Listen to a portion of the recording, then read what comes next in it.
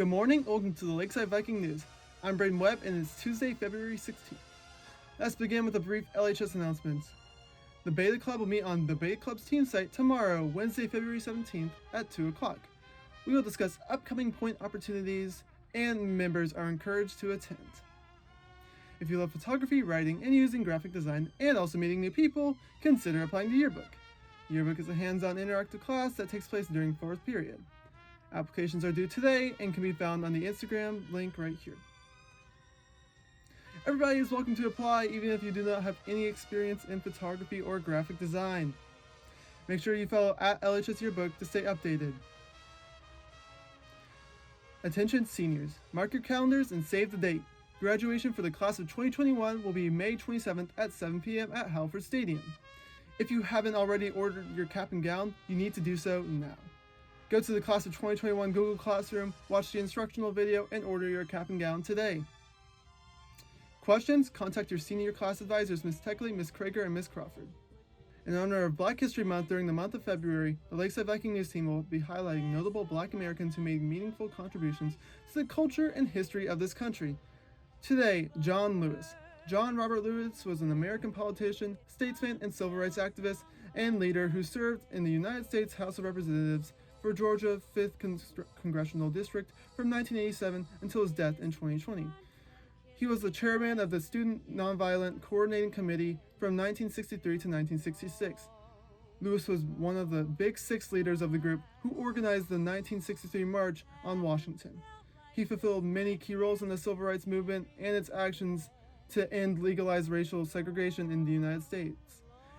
In 1965, Edmund led the first of 3 Selma to Montgomery marches across the Edmund Pettus Bridge, in an incident which became known as the Bloody Sunday.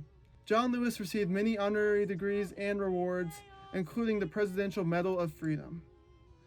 And now for a moment of silence.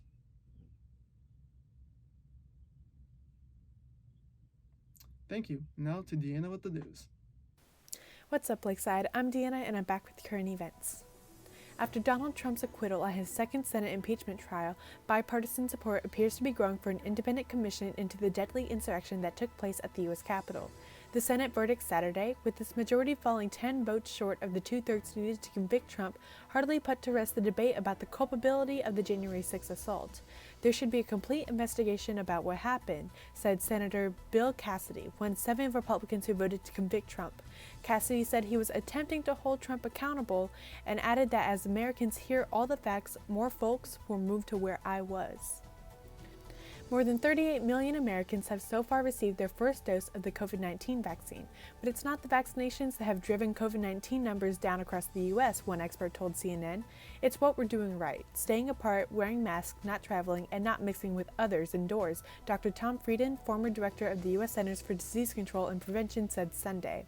COVID-19 infections and hospitalization numbers are now plummeting nationwide after rounds of devastating surges that followed the holidays. The country's 7-day average of new cases is now just below 100,000, down from a peak about 250,000 in early January. But still, more than 67,000 people remain hospitalized with the virus across the country. This month alone, the U.S. has reported more than 42,000 virus-related deaths. And now, concerning variants are circulating, threatening another surge. Experts warn that it's especially important state leaders don't ease up on restrictions and lift mask mandates for now. And now to Ms. Coberly with Tech Tip Tuesday. Buenos dias, everyone. This is Ms. Coberly here with this week's new Tech Tip Tuesday. Today we will be discussing best practices for turning in your assignments in Google Classroom as well as in Verge. And we'll also be discussing how to organize all of these virtual assignments that you're accumulating and that you continue to do throughout the semester. What's the best way to keep them organized?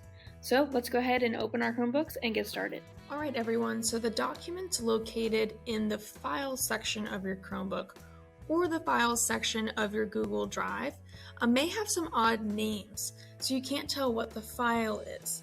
It's always best to rename some of these files, so let's take a look here at an example. You can either look at the files in your Downloads folder on your Chromebook or your Google Drive here.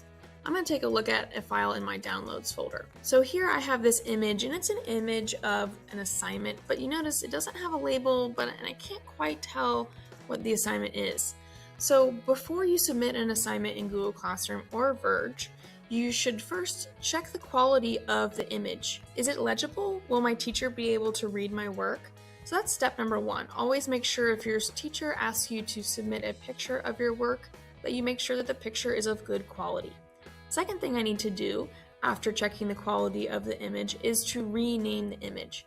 And so to rename your image, whether you're in your Drive or in the files of your Chromebook, you can right-click on your Chromebook, which is two-finger tap on the trackpad, and then you can click Rename. So this assignment for my Spanish class, I'm going to put, it's the verb trabajar, and it's for my Spanish 2 class. The due date is February 17th. So I click Away. And there is my assignment. I know where it is. It is labeled correctly to better help me find it in the future and also to help out my teacher. You should not only rename photos, but you should also rename any file that you might have. And don't just label it Spanish or math. Label it the specific title of your class, along with the date of the assignment and the name of the assignment as well. Also, considering creating folders for each one of your classes so that you can stay organized. And just like you would have a paper folder in face-to-face instruction, we also want to have a virtual folder as well. To create a folder, you will right-click, again, which on a Chromebook is two fingers tapped on the trackpad, and then you'll see the option for New Folder. So say for instance, well, I want to put that assignment I just renamed in a Spanish 2 folder. I'm going to name this folder Spanish 2. Then I will click Away, and there's my Spanish 2 folder, and I can actually click and drag this assignment and drop it into my Spanish 2 folder so I can better find it later. Okay, so to recap, always make sure to first check the quality of the assignment that you're submitting. Is the photo legible? Can my teacher read it?